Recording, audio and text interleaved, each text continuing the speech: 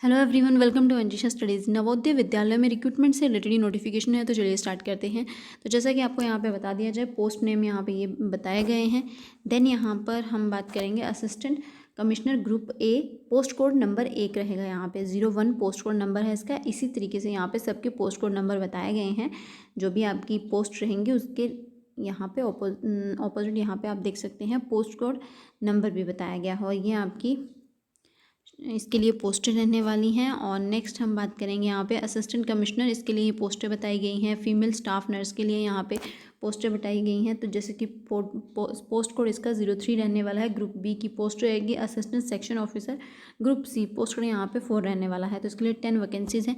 तो इसी तरीके से यहाँ पे डिस्क्राइब किया गया है। तो यहाँ पे ऑडिट असिस्टेंट ये चेक कर सकते हैं आप, 11 पोस्टें रहने वाली हैं। जूनियर ट्रांसलेशन ऑफिसर 4 पोस्टें रहने वाली हैं। जूनियर इंजीनियर सिविल, इसके लिए यहाँ पे आप वैकेंसी देख सकते हैं, 1 वैकेंसी रहने वाली है।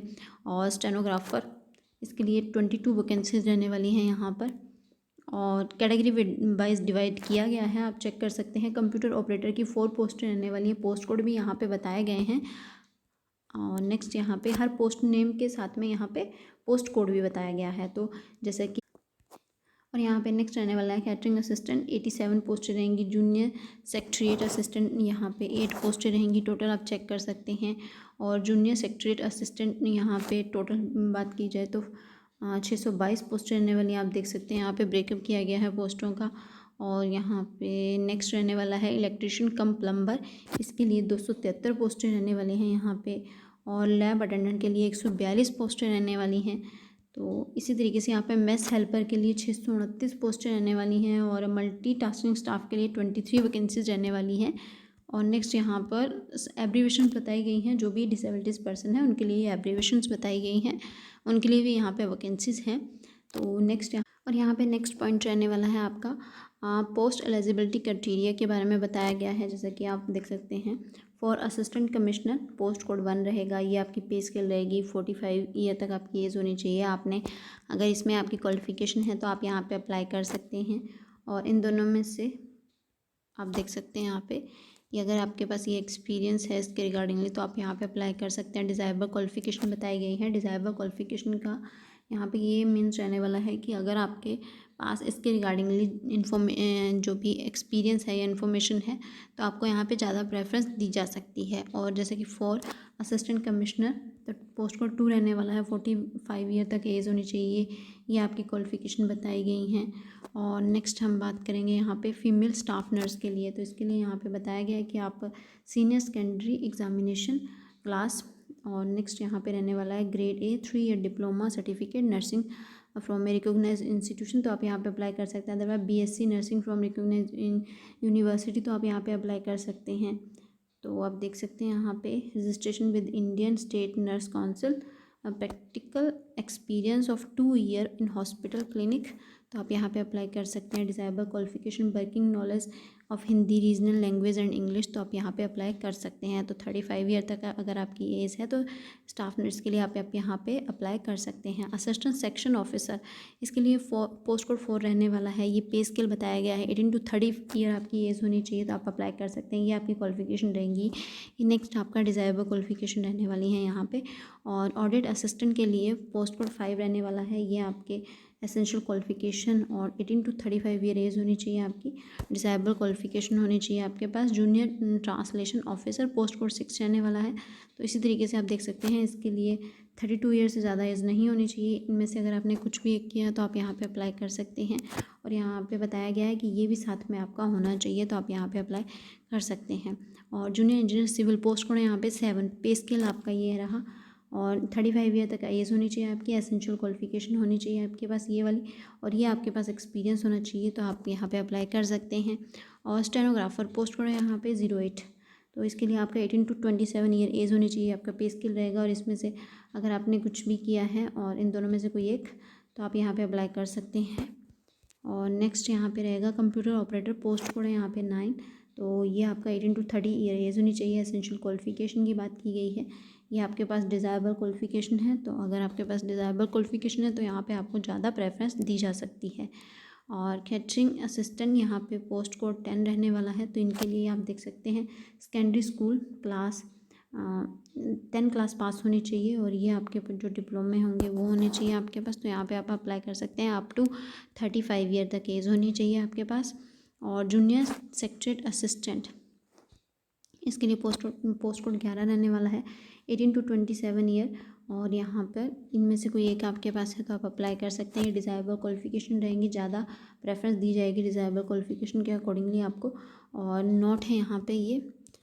और नेक्स्ट यहाँ पे जूनियर सेक्रेटरीट असिस्टेंट, तो इसके लिए पोस्ट कोड 12 रहने वाला है। ये 18 to 27 ईयर के बीच में आपकी एज होनी चाहिए। एसेंशियल क्वालिफिकेशन आपके पास ये होनी चाहिए, तो आप यहाँ पे अप्लाई कर सकते हैं। या फिर आपके पास ये है तो भी आप यहाँ पे अप्लाई कर सकते हैं। डिसेबल के लिए यहाँ पे आपके पास ये अगर एक्सपीरियंस या इससे रिलेटेड आपके पास इंफॉर्मेशन है तो आपको यहाँ पे ज़्यादा प्रेफरेंस दी जा सकती है। और यहाँ पे नोट है। नेक्स्ट यहाँ पे इलेक्ट्रिशियन कम प्लम्बर के लिए आप देख सकते हैं 18 to 40 ईयर एज होनी चाहिए, 10th पास होना चाहिए आपका, ITI का सर्टिफिकेट होना चाहिए रिलेटेड कैटेगरी के अकॉर्डिंगली, जैसे कि इलेक्ट्रिशियन और wireman plumbing from a recognized institute, at least 2 year का एक्सपीरियंस होना चाहिए आपको इसमें। और डिज़ायरेबल क्वालिफिकेशन है 2 ईयर एक्सपीरियंस इन इलेक्ट्रिकल, तो यहाँ पे आपको ज़्यादा प्रेफरेंस दी जाएगी। और लैब अटेंडेंट के लिए आप देख सकते हैं यहाँ पे क्लास 10 पास होना चाहिए आपके पास, सर्टिफिकेट या डिप्लोमा होना चाहिए लेबोरेटरी टेक्निक में। और यहाँ पे 12 पास होने चाहिए विद साइंस के साथ रिकॉग्नाइज बोर्ड से, तो भी आप यहाँ पे अप्लाई कर सकते हैं। तो 18 to 30 ईयर आपकी एज होनी चाहिए।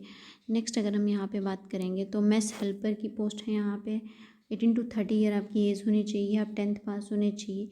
और इसके रिगार्डिंगली आपको एक्सपीरियंस होना चाहिए, 10 ईयर एक्सपीरियंस होना चाहिए। Passing of skill test prescribe by NVS, तो अगर आपके पास ये है तो आप अप्लाई कर सकते हैं। मल्टीटास्किंग स्टाफ के लिए आप चेक कर सकते हैं। मल्टीटास्किंग स्टाफ के लिए 10 क्लास आपकी होनी चाहिए, 10वीं पास होनी चाहिए, 18 to 30 ईयर एज। और ये आपका पे स्केल रहने वाला है यहाँ पे। और नेक्स्ट यहाँ पे एज रिलैक्सेशन के बारे में बताएं, जो भी कैटेगरी वाइज या और यहाँ पे किसी भी तरीके से रिलैक्सेशन दिया जाता है वो सब आपको दिया जाएगा। नेक्स्ट यहाँ पे हम बात करने वाले हैं, ये कुछ इंपॉर्टेंट पॉइंट्स बताए गए हैं। आपका मोड ऑफ सिलेक्शन, तो ये आपका मोड ऑफ सिलेक्शन रहेगा। यहाँ पे कैटेगरी वाइज जो भी आपकी पोस्ट रहने वाली हैं उनका यहाँ पे मोड ऑफ सिलेक्शन बताया गया है, तो आप चेक कर लीजिएगा। और नेक्स्ट हम यहाँ पे बात करने वाले हैं द CBT रिक्वायरमेंट जो भी आपकी रहेंगी उसके अकॉर्डिंगली। और नेक्स्ट यहाँ पे the centre for the CBT for the post assistant commissioner and assistant commissioner administrative, तो यहाँ पे विल विद दिल्ली या NCR ओनली, तो इनके लिए CBT टेस्ट जो होगा वो सिर्फ दिल्ली या NCR में ही होगा। तो नेम ऑफ़ सिटीज़ चेक कर सकते हैं आप यहाँ पे, तो यहाँ पे सब नेम ऑफ सिटीज़ बताई गई हैं। और नेक्स्ट यहाँ पर और जो भी for the post of assistant commissioner post code 1, तो इनके लिए CBT रहने वाला है, ये आप देख सकते हैं। रीजनिंग आएगी एंड न्यूमेरिकल एबिलिटी, तो इनके लिए ये टेस्ट रहेगा आपका। तो उसके बाद CBT टेस्ट होगा आपका, कंप्यूटर बेस्ड टेस्ट होगा। नेक्स्ट यहाँ पे स्टेज 2 रहेगी, इनके लिए इंटरव्यू होगा आपका। और नेक्स्ट यहाँ पे हम बात करेंगे stage 2 interview for post code 3, तो आप चेक कर सकते हैं यहाँ पे सब डिस्क्राइब किया गया है किसके लिए कैसा एग्ज़ाम रहने वाला है। For the post of assistant section officer post code 4 के लिए ये रहने वाला है। तो नेक्स्ट यहाँ पे पोस्ट कोड 5 के लिए रहने वाला है आपका, पहले ये CBT टेस्ट होगा, उसके बाद आपका नेक्स्ट यहाँ पे रहने वाला है for the post of junior translation officer के लिए। आपके पास सिलेबस भी चेक कर सकते हैं आप यहाँ पे, तो ये सिलेबस बताया गया है। नेक्स्ट यहाँ पे रहने वाला है for the post of junior engineer civil, post code 7 है, उसके लिए ये प्रोसेस रहेगा सिलेक्शन का। और नेक्स्ट यहाँ पे स्टेज 2 इंटरव्यू, जहाँ पे बताया गया कि स्टेज 2 इंटरव्यू, तो उसके बाद यहाँ पे इंटरव्यू भी होगा उनका। तो नेक्स्ट यहाँ पे रहने वाला है for the post of stenographer के लिए CBT रहेगा 1 स्टेज, और 2 स्टेज में आप देख सकते हैं यहाँ पे शॉर्ट हैंड जो भी आपका टेस्ट होगा टाइपिंग स्पीड का, वो सब यहाँ पे टाइपिंग टेस्ट का होगा। और नेक्स्ट यहाँ पे for the post of computer operator post code यहाँ पे 9, तो इसके रिगार्डिंगली आप देख सकते हैं यहाँ पे पोस्ट कोड 9 के लिए सिर्फ ये बताया गया CBT 2। और नेक्स्ट यहाँ पे रहेगा for the post of catering assistant post code 10 है, उसके लिए ये प्रोसेस रहने वाला है सिलेक्शन का, आप चेक कर सकते हैं यहाँ पे। और नेक्स्ट यहाँ पे for the post of junior secretariat assistant, इनके लिए ये CBT रहने वाला है। और यहाँ पे उनके लिए सेकंड स्टेज भी होगी, टाइपिंग राइटिंग टेस्ट होगा उनके लिए, और पर्सनल कंप्यूटर ओनली। और यहाँ पे देख सकते हैं आप CVT जो कि जूनियर सेक्रेटरीट असिस्टेंट के लिए बताई गई है, उसके लिए ये सब प्रोसेस रहने वाला है। CVT 1 होगा, उसके बाद उनका टाइपिंग टेस्ट होगा। नेक्स्ट यहाँ पे जो प्लम्बर की पोस्ट रहेगी, इलेक्ट्रिशियन कम प्लम्बर, इनके लिए आप देख सकते हैं ये आपका पहले CVT 1 होगा, कंप्यूटर बेस्ड टेस्ट होगा, उसके बाद आपका ट्रेड टेस्ट होगा, जिस ट्रेड में आपके सिलेक्शन होने वाला है उस ट्रेड का टेस्ट होगा। For the post of lab attendant के लिए आप देख सकते हैं यहाँ पे ये रहने वाला है, और लैब अटेंडेंट के लिए नेक्स्ट यहाँ पे हम बात करेंगे मेस हेल्पर के लिए आपका ये रहने वाला है। स्किल 2 यहाँ पे आपकी जो स्किल होगी उसका टेस्ट होगा सेकंड पेपर में आपका। और नेक्स्ट यहाँ पे मल्टीटास्किंग स्टाफ के लिए आप चेक कर सकते हैं, ये एग्ज़ाम रहेगा। तो नेक्स्ट यहाँ पर अगर आपको ज़्यादा जानकारी चाहिए इनके एग्ज़ाम के अकॉर्डिंगली तो आप इनकी वेबसाइट के ऊपर जा कर के भी चेक कर सकते हैं। तो यहाँ पे हाउ टू अप्लाई, आपको ऑनलाइन अप्लाई करना है, तो आप चेक कर सकते हैं इसी वेबसाइट के ऊपर जा कर के आपको ऑनलाइन आवेदन करना है। आपकी फ़ीस रहने वाली है असिस्टेंट कमिश्नर एडमिनिस्ट्रेशन, इनके लिए 1500 फ़ीस रहेगी। फीमेल स्टाफ के लिए 1200 रुपये फ़ीस रहेगी।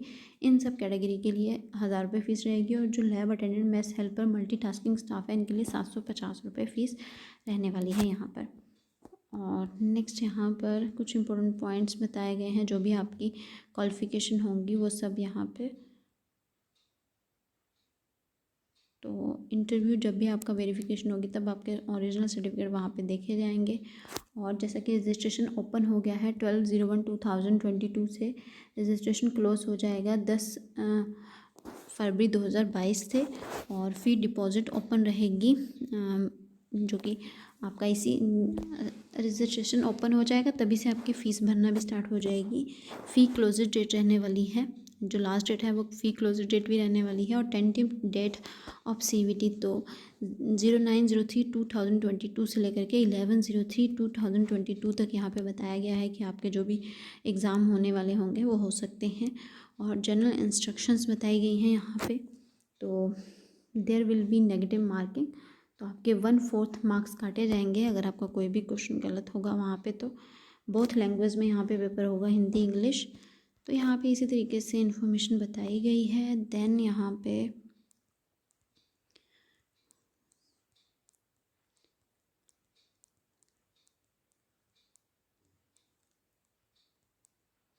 तो ये आगे इनके फॉर्म रहने वाले हैं, जो कि आप इनके वेबसाइट पे जा कर के ऑनलाइन भरना है आपका फॉर्म, तो वहाँ पे जा कर के चेक कर सकते हैं।